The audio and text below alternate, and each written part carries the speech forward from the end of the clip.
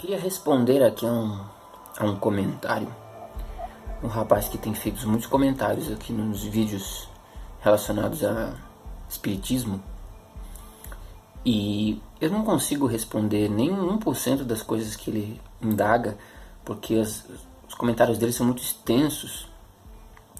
Teria que ficar horas aqui debatendo para poder argumentar aqui, mas é uma pessoa muito educada. Eu é que tô meio sem paciência mesmo, mas é uma pessoa muito educada que tem feito vários comentários. Então eu vou responder um dos comentários aqui que eu achei interessante para elucidar algumas coisas. Ele diz o seguinte: guerreiro, se o Antigo Testamento proíbe o contato com espíritos, e você cristão hoje segue isso e fala como cristão que é proibido o contato com os espíritos por causa do texto do Antigo Testamento, mas você come porco e peixes de couro e outros animais imundos, está sendo literalmente hipócrita, pois o Velho Testamento proíbe o consumo desses animais imundos. Você não pode considerar uma parte da Bíblia ao pé da letra e outra não. Você guarda o dia do sábado que Deus manda no terceiro mandamento? Então ele está dizendo o seguinte, que eu questiono o acesso aos espíritos porque no Velho Testamento há passagens onde a necromância é condenada.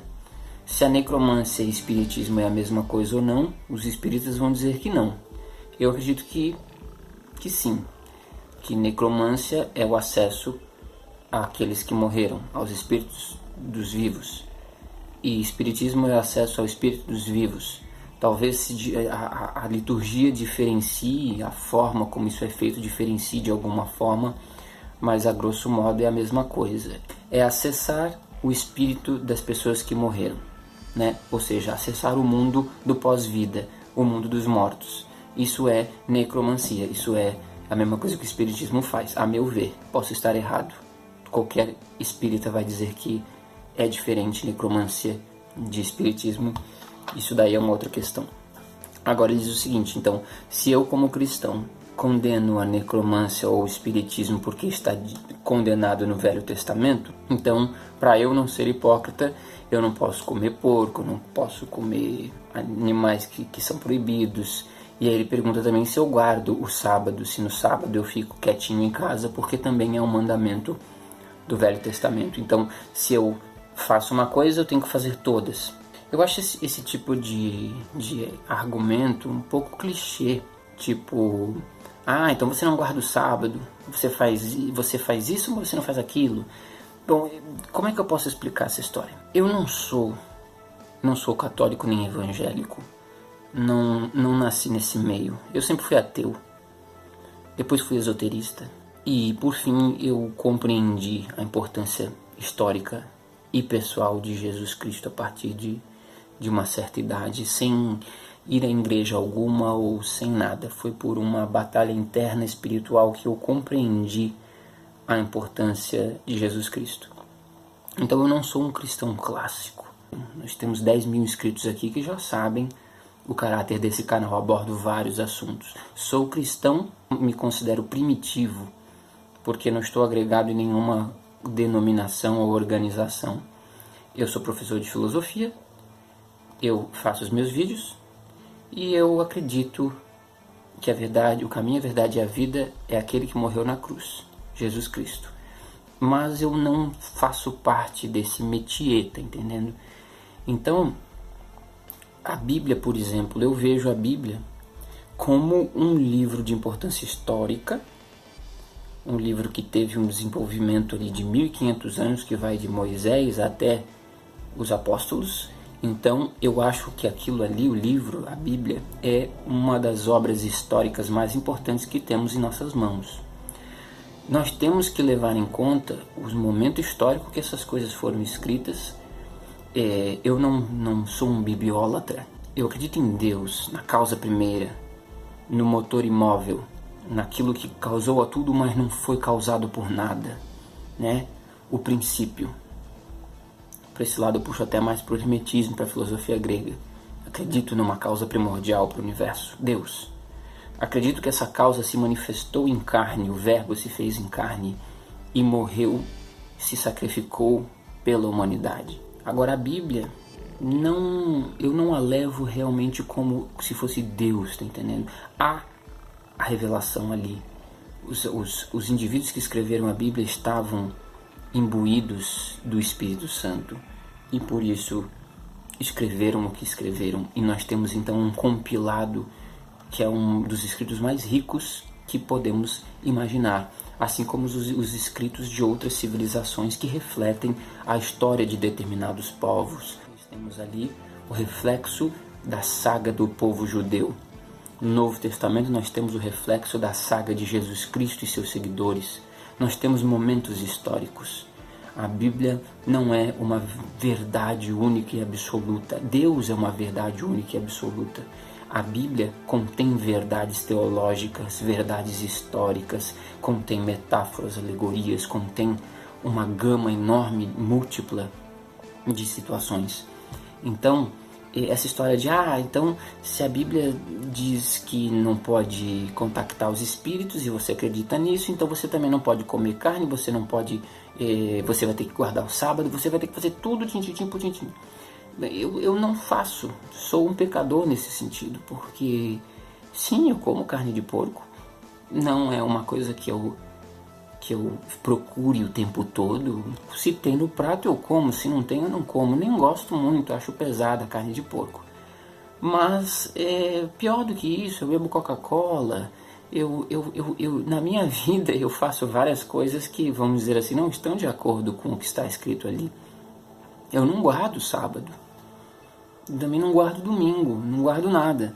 Então, sou um cristão, vamos dizer assim, bem fuleiro nesse sentido. Porque no fundo eu sou um cristão mais a nível filosófico, de acredito e tenho a minha fé aqui. Agora, não faço parte do métier. Então, eu compreendo mais a importância histórica da Bíblia de Jesus Cristo. Também compreendo a verdade pessoal, a verdade teológica, ontológica, metafísica por detrás disso tudo. Mas você veja que a minha visão é mais filosófica dessa questão toda. Quando foi colocado que não podia comer carne, tem várias regras no Velho Testamento que condizem ao momento histórico no qual os judeus estavam inseridos naquela época. Então, tem várias questões ali que hoje em dia já não se apedreja mais pessoas. Então, são momentos históricos, são questões que a gente tem que levar em consideração o momento que aquilo foi escrito, para que povo aquilo foi escrito, em que condições históricas e sociais aquilo foi escrito, né? Então, eu vivo há 2.000 anos, 3.000 anos depois de que a Bíblia foi escrita.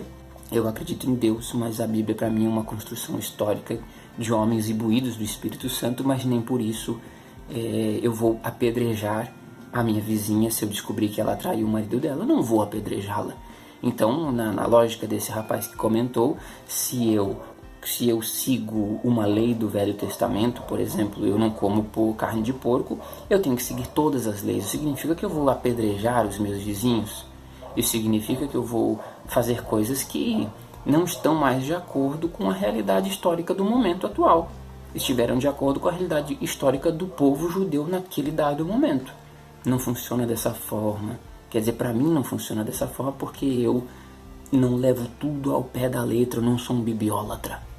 Desses que falam, Bíblia é a verdade a última, Deus é a verdade última, Jesus Cristo é a verdade, o caminho, a verdade e a vida. Jesus Cristo não disse, a Bíblia é o caminho, a verdade e a vida. Ele disse que Ele é. A Bíblia é o registro de todo esse acontecimento. Ela não é a verdade, porque Deus é a verdade. E Jesus é o caminho até Deus, ou até Ele mesmo na sua versão transcendente, caso Ele seja Deus. Agora, a Bíblia é um livro. Eu penso diferente, eu penso de uma forma mais dinâmica. Então, espero que eu tenha respondido esse questionamento aí. E para finalizar, estamos em 11 minutos, vou ver se eu consigo fechar em 15 minutos. Eu não tenho muito apreço pelo acesso aos mortos, aos espíritos. Não é por causa que a Bíblia disse, ou porque isso está escrito no Velho ou no Novo Testamento. Dentro de uma série de situações, eu concluí para mim mesmo que eu não acho saudável. Eu não tenho garantia nenhuma de que essas entidades que eu estou considerando que são pessoas mortas, são de fato essas pessoas?